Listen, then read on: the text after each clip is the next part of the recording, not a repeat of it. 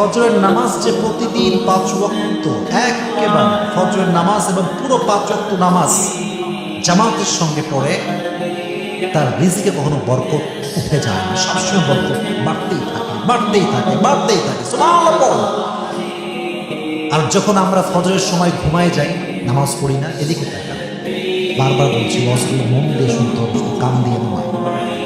ফজরের সময় কিন্তু রিজিকের বন্টন ঘটে। আমার মুরব্বী আব্বা জান না, যুবক ভাইয়েরা, রিজিক কার ভাই কতটুকু আছে আল্লাহ ফজরের সময় বন্টন করে। তো যখন কোনো বান্দা ফজরের সময় ঘুমিয়ে থাকে, ফেরেশতা রিজিক নিয়ে এসে তার মুখে এমনি ধরে ঠাস করে মারে। আর বলে, তোর উপর আল্লাহ নারত, ফজর নামাজ পড়লি না, এভাবে রিজিকটা ছুঁড়ে তার মুখে মারে। নাউজুবিল্লাহ করলেন না আপনারা সবাই? 5 ওয়াক্ত নামাজ হচ্ছে ফরজ। এই নামাজটা কেন ফরজ?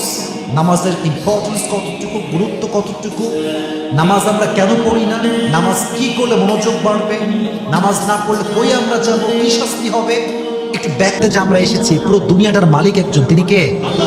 তার রিজিক খাই, তার দেওয়া ঘরে থাকি, তার দেওয়া নিঃশ্বাস দিয়ে নিঃশ্বাস নেই, তার দেওয়া অক্সিজেন গ্রহণ করি। তো তার বান্দা হিসেবে তার কাছে সেজদা দিব, তো কার কাছে সেজদা দিব? সুবহানাল্লাহ পড়লে না সবাই? এটা হচ্ছে একটা ন্যাচারাল প্রসেস, এটা একটা ন্যাচারাল ওয়ে। আল্লাহ বলতে, তুই তো আমারই গোলাম, তুই তো আমারই সেজদা করবি। এটাকে আল্লাহ তাআলা ফরজ করে দিয়েছেন বান্দার জন্য। সুবহানাল্লাহ পড়েন সবাই। ন্যাচারাল ওয়ে, যেমন ভাবে একটু বুঝাই, আর একটু বুঝাচ্ছি, ব্যাখ্যা না করলে এটা এতটা সহজ হবে না বোঝার জন্য। আচ্ছা, মাঝে মাঝে আমরা মাজারে ঢুকি, যখন দেখবেন যে বিশাল বড় মাজার। আপনার সিলেটে গিয়েছেন কেউ? সিলেট মাজারে গিয়েছেন কেউ? 2-1 জন। আচ্ছা, অনেকেই গিয়েছেন। এদিকে দেখবেন মাজারের যে এন্ট্রি গেট, প্রবেশ পথ, ঢুকে দেখবেন কয়েকটা ফকির থাকে। এমনি প্লেট নিয়ে, বাবা কিছু দাও, আছে না, আছে না, আছে না। এটা হাসানোর জন্য বলছে, এটা মেসেজ আছে এখানে। মিয়া, তুমি কুমিল্লার থেকে পুরো বছর গেছে একবার, আর ওই ফকির তার জীবনের শুরু থেকে আজ অব্দি দরবারেই আছে। ও এখনো প্লেট পেতেই বসে আছে গেটের সামনে। ও খালি প্লেট পেতে বসে থাকে না, ও বোঝায়, রে ভাই, যদি বাবা কাউরে দিত তো সবার আগে আমারই দিত, তোকে দিত না। কারণ আমি তো আমার জীবনের শুরু থেকে নিয়ে বাবার দরবারে আছি। আমি আজও ফকির, আগেও ছিলাম ফকির। অতএব যদি বাবা কাউকে দেয়, আমার আগে দিবে, তোর মতো কুলাঙ্গারকে দিবে না। ঠিক কেনা বলো?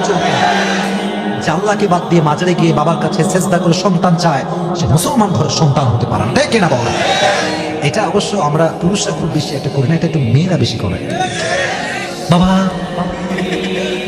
কি একটা অবস্থা, আমি নিজে দেখেছি তো, তাই মানে please don't take it negatively. মেয়েরা খুব সেন্সিটিভ ভাই। যদি আজকে এখানে আমার মোড়ে একটা বাবা বসে না, তাবিজ নিয়ে, দেখবেন মেয়েদের লাইন ধরে গেছে ওখানে। আমার একটা বিশ্বাস কি জানেন, যদি এই বাংলাদেশে বাবার কাছে মেয়েরা না যেত, এই সব বাবার রাজনীতি কাজ করে খাওয়া লাগতো।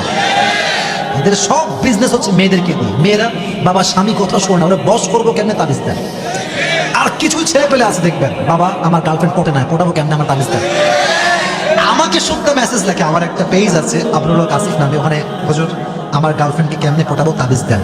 আমার লেখে দোয়া শিখান, তো দোয়ার গোষ্ঠী বদমাইশ কোথাকার। এরকম দোয়া তো আমরা জানি না ভাই। ওই তাহির হুজুরকে আমি বলতেছি, হুজুর বিড়ি খাওয়ার দোয়া, তো হুজুর বলছে যে আল্লাহুম্মা বারিক লানা ফিমা বিড়িটা না। তো যেমন প্রশ্ন তেমন উত্তরটা আমি মাঝে মাঝে খুঁজে পাই না। এটা আমার দোয়া থাকতে পারে না। তবে হ্যাঁ, যদি কাউকে তোমার পছন্দ হয়, আল্লাহকে বলবো, আল্লাহ যদি ভালো হয় মিলাই দাও, নয় ওর জন্য সব মায় আমার থেকে দূর করে দাও। পড়া আমি তাহলে যেহেতু আমরা আল্লাহরই গোলাম, সেজদা করলে সেজদা একজনকেই করতে হবে। আওয়াজ দিয়ে বলেন তো, তিনি